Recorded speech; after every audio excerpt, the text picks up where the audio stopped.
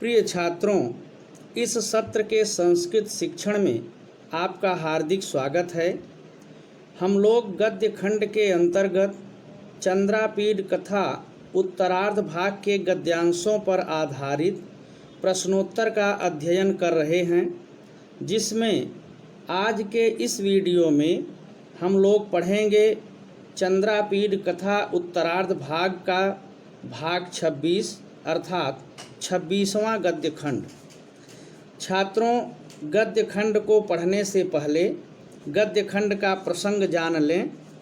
आज के इस गद्य खंड का प्रसंग है चंद्रापीड का पत्र लेखा को कादम्बरी के पास छोड़ना और सेना शिविर में पहुंचकर पिता के पास से आए हुए पत्रवाहक से वहां का समाचार पूछना।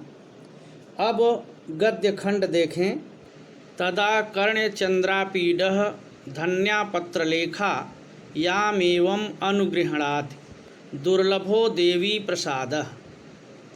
चंद्रापीडः चंद्रापीड तदा कर्ण्य तत आकर्ण्य यह सुनकर अर्थात मदलेखा के इस निवेदन को सुनकर कि देवी कादम्बरी प्रेमवश पत्रलेखा को अभी रोकना चाहती हैं, उसे जाने नहीं देना चाहती हैं, यह सुनकर के चंद्रापीड कहता है पत्रलेखा धन्या, पत्रलेखा धन्य है, याम एवं याम जिस पर एवं इस प्रकार से अनुगृह्णाति अनुग्रह कर रही हैं, कृपा दिखा रही हैं, क्योंकि देवी प्रसादः देवी कादम्बरी की कृपा दुर्लभः दुर्लभ है अर्थात सबको प्राप्त होने वाली नहीं है।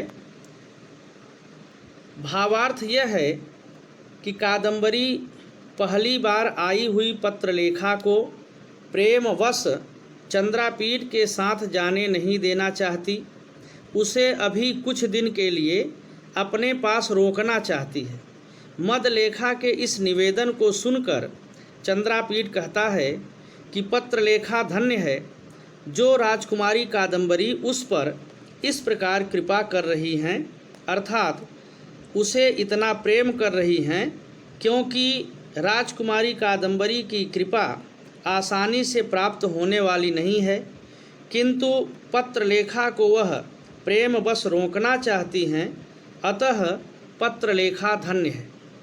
और चंद्रापीड कहता है प्रवेश्यताम, प्रवेश कराओ, अर्थात इस पत्रलेखा को भीतर कादम्बरी के पास ले जाओ। इत्यभिधाय, इति अभिधाय ऐसा कहकर स्कंधावारम सेना के शिविर में आजगाम आ गया, अर्थात पत्रलेखा को भीतर प्रवेश कराने के लिए कहकर चंद्रापीड कादम्बरी के भवन से चलकर अपने सेना के शिविर में आ गया। प्रविशन्नेव पितुः समीपात् आगतं लेखहारकम् अद्राक्षीत्।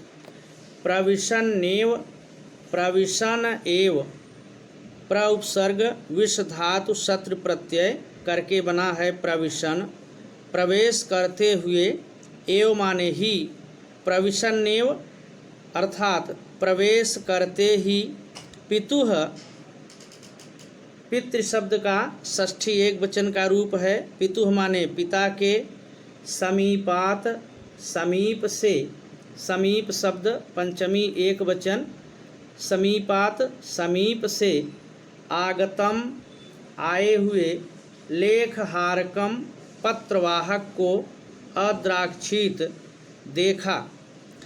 आशय यह है कि जब चंद्रापीड अपने सेना शिविर में पहुंचा तो शिविर में प्रवेश करते ही उसने अपने पिता तारापीड के पास से पत्र लेकर आए हुए एक पत्रवाहक को देखा। धृततुरंगमश्च प्रीतिविस्फारितेन चक्षुषा दूरादेव अपृच्छत अंग कच्चित कुशली तातः सह सर्वेण परिजनेन अम्बा च सर्वान्तःपुरैः इति।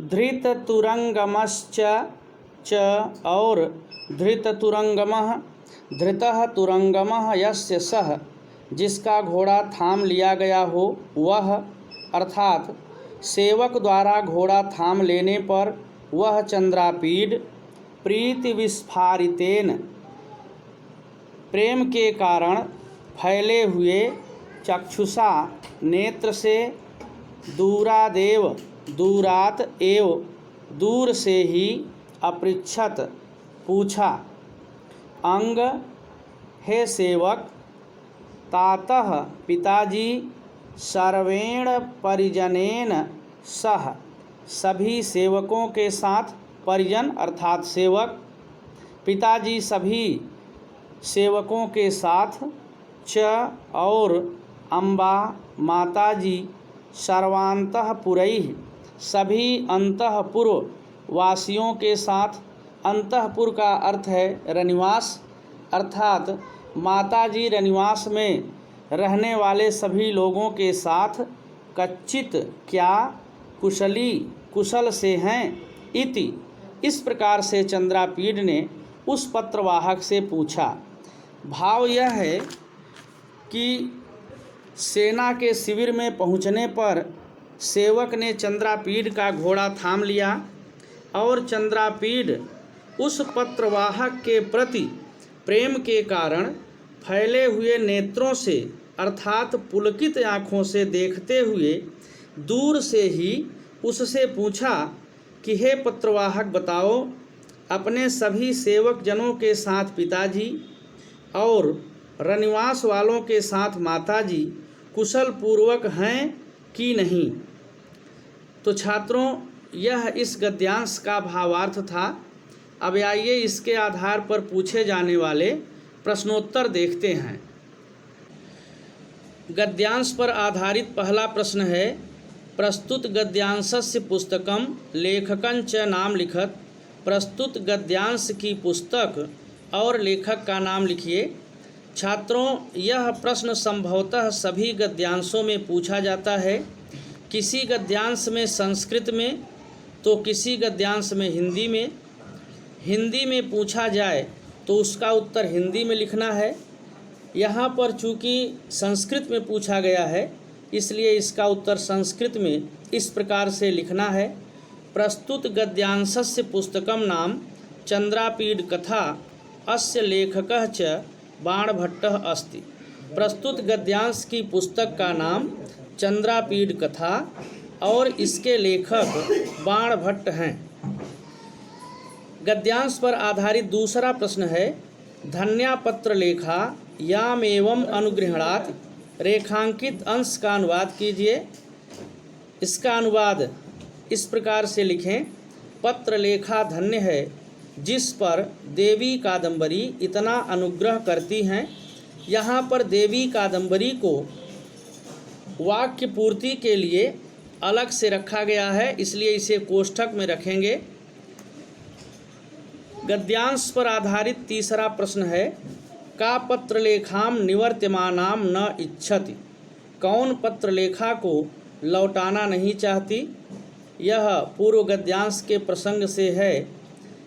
हम लोग पढ़े कि कादंबरी पत्रलेखा को लौटाना नहीं चाहती, तो जहाँ का है कौन उसके स्थान पर कादंबरी रखते हुए उत्तर इस प्रकार से लिखना है, कादंबरी पत्रलेखाम निवर्त्यमानाम न इच्छति। कादंबरी पत्रलेखा को लौटाना नहीं चाहती। चौथा प्रश्न है, चंद्रापीडः कुत्र आजगाम। चंद्रापीड कहाँ आ गया। अभी हम लोगों ने गद्यांश में पढ़ा कि वह अपने सेना के शिविर में अर्थात स्कंधावारम आ गया। तो जहाँ कुत्र है कहाँ उसके स्थान पर स्कंधावारम रखते हुए उत्तर इस प्रकार से लिखना है, चंद्रापीडः स्कंधावारम आजगाम। चंद्रापीड सेना के शिविर में आ गया। पांचवा और अंतिम प्रश्न है, पितुः समीपात आगतम कम अद्राक्षित। पिता के पास से आए हुए किसको देखा। हम लोगों ने गद्यांश में पढ़ा कि पिता के पास से आए हुए पत्रवाहक को देखा। तो जहाँ कम है उसके स्थान पर लेख हारकम रखते हुए उत्तर इस प्रकार से लिखें। पितुः समीपात आगतम लेख हारकम अद्राक्षित। पिता के पास से आए हुए पत्रवाहक को देखा। तो छात्रों, यह इस गद्यांश पर आधारित प्रश्नोत्तर थे जिसको हम लोगों ने पढ़ा। अब अगले गद्यांश के भावार्थ और प्रश्नोत्तर के साथ अगले भाग में हम पुनः मिलेंगे। धन्यवाद।